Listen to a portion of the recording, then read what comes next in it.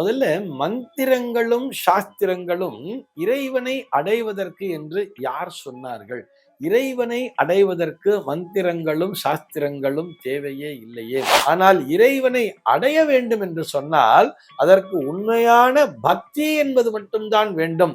அந்த பக்தி இருந்தாலே இறைவனை அடைந்து விடலாம். மந்திரங்களும் சாஸ்திரங்களும் அறியாத பாமரர்கள் இறைவனை அடைவது எப்படின்னு கேட்டால் அதற்கு எளிதான உதாரணம் யார் தெரியுமா? கண்ணப்ப நாயனார் தான். அவருடைய கண்களில் இருந்து ரத்தம் என்பது வழியும் பொழுது என்ன பண்ணலாம்னு யோசிச்சு தன்னுடைய கண்ணையே அந்த அம்பால குத்தி எடுத்து அந்த லிங்கத்தில இருந்த கண்ணு மேல வச்ச உடனேயே அதிலிருந்து ரத்தம் வடிவது நின்று விடுகிறது. ரத்தம் வழிகிற கண் இருக்க பகுதியில காலை கொண்டு போய் வச்சுட்டு கரங்களால் கண்களை பெயர்த்து எடுத்து அதை கொண்டு போய் செலுத்துறான்னு சொன்ன இறைவனின் பால் இறைவனின் மீது அவன் காலை வைத்து விட்டான் என்று எடுத்துக்கொள்வதா, அல்லது தன்னுடைய கண்ணையே எடுத்து கொண்டு போய் இறைவனுக்கு வைத்தான் எடுத்துக்கிறதா? மந்திரங்கள் சாஸ்திரங்கள் எதுவுமே அறியாத பாமரர்கள் இறைவனை அடைவது எப்படி அப்படிங்கிறது தான் அவருடைய கேள்வியாக அமைந்திருக்கிறது. நல்ல கேள்விதான் இல்லையா? முதல்ல மந்திரங்களும் சாஸ்திரங்களும் இறைவனை அடைவதற்கு என்று யார் சொன்னார்கள்? இறைவனை அடைவதற்கு மந்திரங்களும் சாஸ்திரங்களும் தேவையே இல்லையே. சாஸ்திரங்கள் என்பது நாம் தர்ம வழியிலே நடப்பதற்காக, ஒரு தர்மமான முறையிலே தான் நாம் நடக்க வேண்டும் அப்படிங்கிறதுக்காகத்தான் சாஸ்திரங்கள் வகுக்கப்பட்டிருக்கின்றன. இந்த சாஸ்திரங்கள் அப்படின்னு சொன்னாலே அது சூத்திரங்களாக நாம் கொள்ளலாம். ஃபார்முலா அப்படின்னு சொல்றோம் இல்லையா? ஒரு ஃபார்முலாங்கிறது எதுக்கு வச்சிருப்பா? ஈஸியா அந்த கணக்கினை தீர்ப்பதற்காக. ஒரு ப்ராப்ளம்னு சொல்றா அந்த கணக்குக்கு, அந்த ப்ராப்ளத்தை ஈஸியா சால்வ் பண்ணணும்னு சொன்னா அதுக்கு அந்த ஃபார்முலாவை யூட்டிலைஸ் பண்ணுங்கிறா இல்லையா? அதே மாதிரிதான் நம்முடைய வாழ்க்கையிலே நமக்கு வரக்கூடிய பிரச்சனைகளை நாம் நல்லபடியாக தீர்க்க வேண்டும் என்று சொன்னால், அல்லது பிரச்சனை இல்லாத வாழ்க்கையை வாழ வேண்டும் என்று சொன்னால் அதற்கு சாஸ்திரங்களை நாம் பின்பற்ற வேண்டும். மந்திரங்கள் என்பது இறைவனை வழிபடுவதற்காகத்தான். இறைவனை வழிபடுவதன் மூலமாக நாம் இந்த சாஸ்திரங்களை முறையாக பின்பற்றுவோம் என்பதற்காகத்தான் மந்திரங்களையும் வைத்திருக்கிறார்கள். ஆனால் இறைவனை அடைய வேண்டும் என்று சொன்னால் அதற்கு உண்மையான பக்தி என்பது மட்டும்தான் வேண்டும். அந்த பக்தி இருந்தாலே இறைவனை அடைந்து விடலாம்.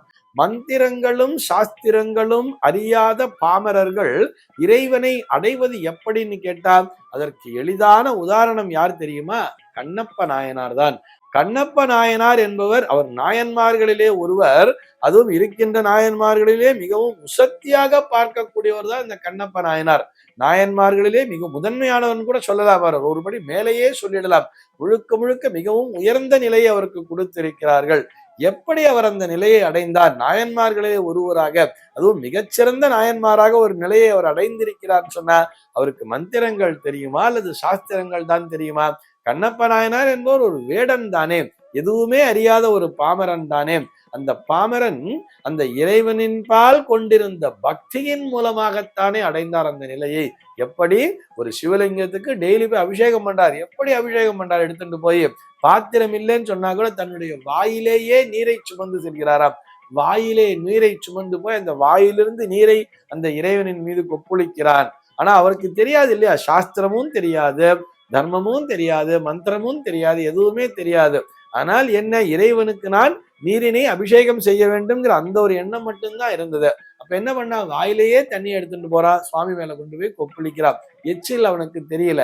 இறைவனுக்கு நான் அபிஷேகம் பண்ணணுங்கிற எண்ணம் மட்டும்தான் அவனிடத்துல இருந்தது இல்லையா? பக்தி மட்டும்தான் இருந்தது, ஸ்ரத்த மட்டும்தான் இருந்தது. தங்கிட்ட இருக்கக்கூடிய காட்டுப்பூக்களை எல்லாம் இந்த இறைவனுக்கு அர்ப்பணம் பண்ணா, அந்த தேனை கொண்டு வந்து இறைவனுக்கு நைவேத்தியம் பண்ணா. இப்படி பண்ணும் பொழுது அவனுடைய பக்தியை இந்த உலகிற்கு பறைசாற்ற வேண்டும் என்பதற்காகத்தானே இறைவன் அந்த சோதனையை வைக்கிறார். எப்படி? அவருடைய கண்களில் இருந்து ரத்தம் என்பது வழியும் பொழுது என்ன பண்ணலாம்னு யோசிச்சு தன்னுடைய கண்ணையே அந்த அம்பால குத்தி எடுத்து அந்த லிங்கத்தில இருந்த கண்ணு மேல வச்ச உடனேயே அதிலிருந்து ரத்தம் வடிவது நின்று விடுகிறது. மறுபடியும் அவருடைய பக்தியை, அந்த பக்தி ஸ்ரத்தையை இந்த உலகிற்கு எடுத்து காட்ட வேண்டும் என்பதற்காக இன்னொரு கண்ணிலேருந்து அப்படியே ரத்தம் வர்ற மாதிரி காமிச்சுட்டு உடனே என்ன பண்றாரு கண்ணப்ப நாயனார்? இன்னொரு கண்ணையும் நான் எடுத்து உனக்கு வச்சிடறேன், உன் கண்ணுல இருந்து ரத்தம் வராம இருந்தா போறோம்னு சொல்லி யோசிக்கும் பொழுது, நான் ஏற்கனவே ஒரு கண் இல்லை, ஒரு கண்ணாலதான் பார்த்துக்கிட்டு இருக்கோம். இதுல இன்னொரு கண்ணை பிடுங்கி கரெக்டான இடத்துல வைக்கணுமே, எப்படி வைக்கிறதுன்னு யோசிச்சுட்டு தன்னுடைய காலால் தன்னுடைய காலை தூக்கி அடையாளப்படுத்துகிறார். இந்த இடத்துலதான் இன்னொரு கண் இருக்குன்னு சொல்லிட்டு தன்னுடைய கால்களை எடுத்து அந்த கால் கட்டவரலை கொண்டு போய் இன்னொரு கண்ணு மேல வச்சுட்டு அதற்கு அப்புறமாக இந்த ஏன்னா கையை வைக்க முடியாது.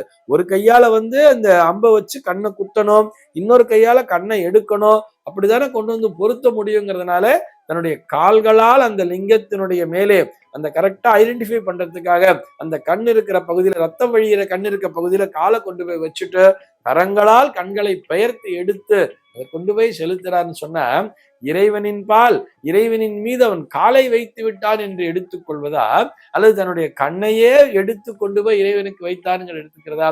இப்படிப்பட்ட ஒரு உன்னதமான பக்தியின் மூலமாகத்தானே அவர் அந்த நாயன்மார் என்கின்ற அந்த உயரிய பதவியை அடைந்திருப்பார் அல்லவா? அப்படி எதுவுமே மந்திர சாஸ்திரங்கள் தெரியவில்லை என்று சொன்னாலும் இறைவனின் பால் உண்மையான பக்தி ஸ்ரத்தை என்பது இருந்தாலே போரும். எல்லோருக்குமே செய்யும் தொழில்தான் தெய்வம். தினந்தோறும் எழுந்தவுடனே காலையில் ஒருமுறை ஓம் நமோ நாராயணா என்று சொல்லலாம், ஓம் நம சிவாயா என்று சொல்லலாம், ஓம் முருகா என்று சொல்லலாம், ஓம் சக்தி என்று சொல்லலாம். எந்த இறைவனை நீங்கள் இஷ்ட தெய்வமாக வழிபடுகிறீர்களோ அந்த இறை சக்தியை காலைல எழுந்தவுடனே ஒரு முறை நினைத்து மனதிற்குள்ளாக தியானித்தாலே போதுமானது. என்னை இந்த நாளிலே நல்லபடியாக செயல்படவை என்று பிரார்த்தனை செய்து கொள்ள வேண்டும். அந்த நாள் முழுக்க செயல்பட்டு முடிந்தவுடன் அந்த இரவு படுக்க போறோம் இல்லையா, ஐயா என்னை இந்த நாள்ல நீ நல்லபடியா செயல்படுத்தி வச்சிருக்க, இதே மாதிரி ஒவ்வொரு நாளும் நல்ல நாளாகவே எனக்கு அமைய வேண்டும் என்ற பிரார்த்தனையை இறைவனின் பால் செய்தாலே போரும். அப்படி ஒரு பிரார்த்தனையை வைத்துக் கொண்டாலே போரும். என்னை இயக்குபவன் அந்த ஆண்டவன் தான். எனக்கு இன்றைய தேதியிலே நல்லது நடந்திருந்தாலும் சரி அல்லது கெடுதல் நடந்திருந்தாலும் சரி, இன்பமாக கிடைத்திருந்தாலும் சரி, துன்பம் சேர்ந்திருந்தாலும் சரி, எல்லாவற்றையும் அந்த இறைவன் தான் செயல்படுத்துகிறான் என்கின்ற அந்த ஒரு நம்பிக்கையும் இறைவனின் பால் முழுமையான பக்தியை வைத்தாலே போதுமானது. நிச்சயமாக இறைவனை அடைந்து விட முடியும். இறைவனை அடைவதற்கு மந்திரங்களும் சாஸ்திரங்களையும் விட உண்மையான பக்திதான் பிரதானம், உண்மையான பக்திதான் முக்கியம் என்பதை புரிந்து கொண்டாலே போதுமானது. சர்வே ஜனாஹ சுகினோ பவந்து.